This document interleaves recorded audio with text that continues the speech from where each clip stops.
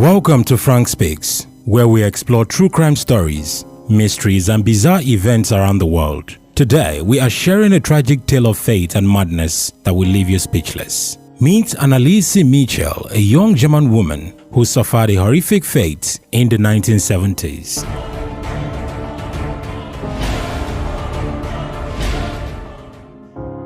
Anne Elizabeth Anneliese Michel, born on the 21st of September of 1952 and died on the 1st of July 1976, was a German woman who underwent 76 Catholic exorcism rites during the year before her death. She died of malnutrition, for which her parents, while rejected at first, two priests got permission from the local bishop in 1975. Ja, aber die wenigste beten. Ja, und in der Kirche wird am allerwenigsten gebeten, weil die Herrn Pfarrer ja das für unmodern halten. Ja. Ja. Alle? Fast. Die sind ja so blöd, wenn sie eine Ahnung nicht haben. Ah! Warum? Ja, warum?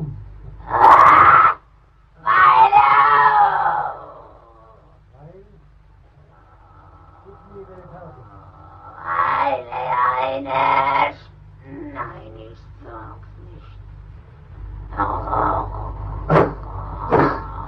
Wird diese Idee? Weil eine starke Halsmaul. Ja. Weil eine starke Waffe ist. Gegen Satan Ja. und alle Dämonen. Ja, gegen uns. Ich muss es dir sagen.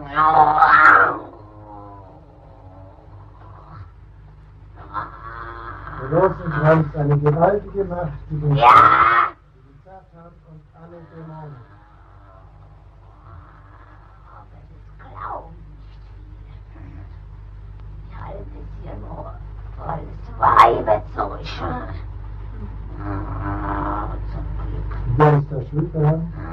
Ja. Ihr.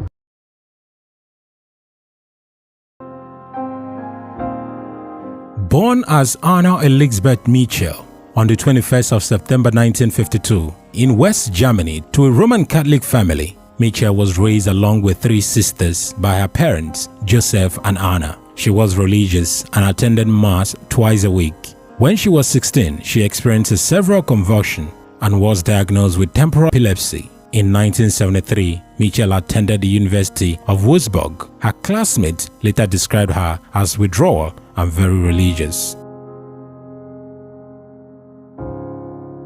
In June of 1970, Michel had a third seizure at a psychiatric hospital where she had been staying. She was prescribed anti-convulsion drugs for the third time, including Dilantin, which did not alleviate the problem. She described the seeing devil faces at various times of the day. That same month, she was prescribed another drug which is similar to the previous one and is used in the treatment of various psychoses, including disturbed behavior and delusions. By 1973, she began experiencing depression, hallucinated while praying, and complained about hearing voices telling her that she was damned and would rot in hell. Michel's treatment in a psychiatric hospital did not improve her health and her depression worsened. Long-term treatment also did not help, and she grew increasingly frustrated with her medical care. After having taken pharmacological drugs for 5 years, Michel became intolerant of Christian sacred places and objects such as the crucifix. Michel visited San Diego with a family friend who regularly organized a Christian pilgrimage. Her escorts concluded that she was suffering from a demonic possession because she was unable to walk past a crucifix and refused to drink the water of Christian holy spring. Anneliese told me, and the Reverend confirmed this, that she was unable to enter the shrine. She approached it with the greatest hesitation, then said that the soil burned like fire and she simply could not stand it. She then walked around the shrine in a weird way, tried to approach it from the back. She looked at the people who were kneeling in the area surrounding the little garden, and it seems to her that while praying, they were gashing their teeth. She got as far as the edge of little garden. Then she had to turn back, coming from the front again, She had to avert her glance from the picture of Christ in the chapel of the house. She made it several times to the garden, but could not get past it. She also noted that she could no longer look at medals or pictures of saints. They sparkled so immensely that she could not stand it, the father said. Anneliese's mother said that she saw stigmata on her daughter. Anneliese believed that she could communicate with Mary, mother of Jesus Christ. Michel's family and the community became convinced that she was possessed and consulted several priests to request for an exorcism. The priest declined, recommended the continuation of medical treatment, and informed the family that exorcisms require the bishop's permission in the Catholic Church. Official approval for an exorcism is granted when the subject simply meets the set criteria and is considered to be suffering from possessions and other demonic control. Intense dislike for religious objects and supernatural powers are some of the first indications. Michel's worsened physical and displayed aggression, injured herself, drank her own urine, and ate insects. In November of 1973, Michel began treatment with Tegretol, an anti-seizure drug, and mood stabilizer.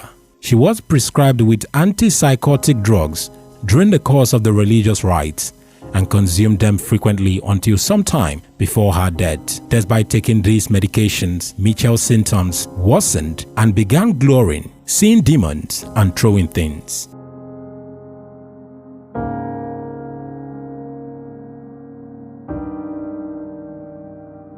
The first priest declared that Michel did not look like an epileptic and that he did not observe her experiencing seizures. According to the reverend, he believed that she was suffering from a demonic possession and urged the local bishop to allow an exorcism. In a letter to the reverend in 1975, Michel wrote, "I am nothing. Everything about me is vanity. What should I do? I have to improve.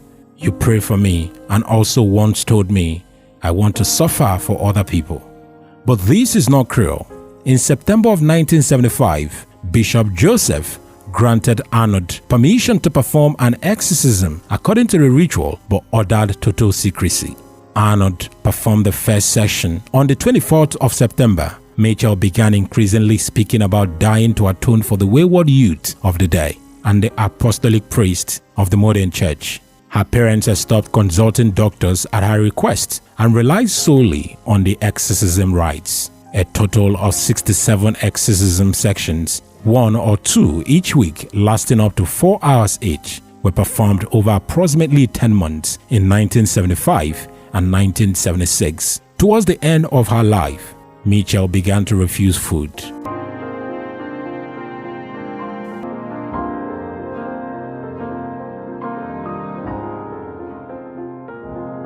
After an investigation, the state prosecutor maintained that Michel's death could have been prevented as at least 1 week before she died. In 1976, the state charged Michel's parents and priests with negligent homicide. The parents were defended by Farm Newburgh Trial's defense attorney, and the priest defense counsel were paid by the church. The state recommended that none of the involved priests be jailed. Instead, they recommended sentence for the priest was a fine, while the prosecution concluded that the priests should be exempted from punishment as they had suffered enough, a mitigating legal factor in German penal law. On July 14th of 1977, a New York Times article reported the prosecutor had announced the 2 Roman Catholic priests had been charged with negligent homicide in the death of Anneliese Michel, who had undergone exorcism a year previously. The trial began on 30th of March of 1978 in the district court and drew intense interest. Doctors testified that Michel was not possessed, stating that the manifestation of demonic possession were a psychological effect of her strict religious upbringing as well as her epilepsy. Dr. Richard Roth, whom Arnold had consulted for medical help, allegedly told Michel during the exorcism that there is no injection against the devil.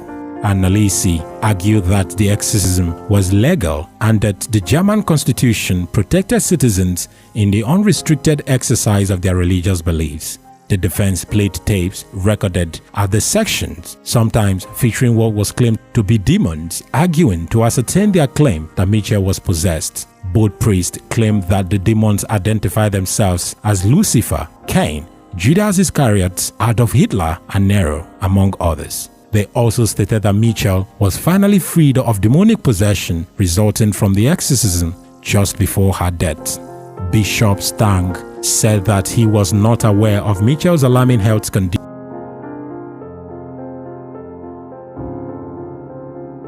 After the trial, the Michels asked the authority for permission to exhume the remains of their daughter because she had been buried in undue hurry in cheaper coffin. Almost 2 years after the burial, on the 25th of February of 1978, her remains were replaced in a new oaked coffin lined with tin.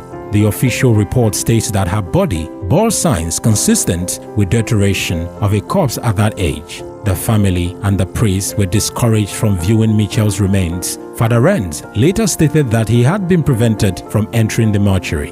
Michel's gravesite remains a pilgrimage site as she is viewed by small groups of Catholics who believe that she atoned for wayward priests and sinful youths. The number of officially sanctioned exorcism decreased in Germany, despite Pope Benedict's support for wider use of the practice as compared to that of his predecessor, Pope John Paul II, who in 1999 tightened the rules to permit only rare cases of exorcisms. Anneliese's father, Joseph Michel, died in 1999. In a 2006 interview,